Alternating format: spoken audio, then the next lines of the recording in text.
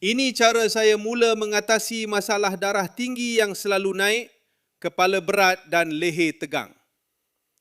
Selepas berbulan-bulan menanggung rasa tak selesa, akhirnya saya jumpa satu ikhtiar yang lebih semula jadi. Nama saya Usman.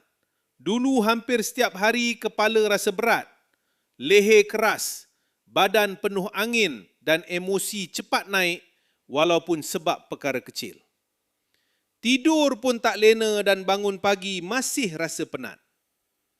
Setiap bulan saya ulang-alik klinik ambil ubat, tapi masalah tetap datang semula. Nak fokus kerja pun susah. Doktor pun pesan, tekanan darah yang tidak terkawal boleh meningkatkan risiko komplikasi kesihatan. Saya nekat cari ikhtiar lain. Alhamdulillah, saya terjumpa kapsul ombak damai.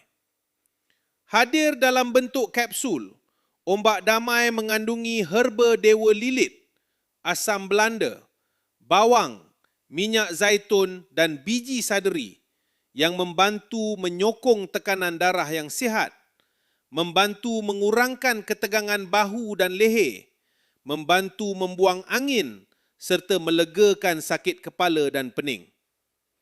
Saya amalkan satu kapsul pagi dan satu kapsul malam secara konsisten.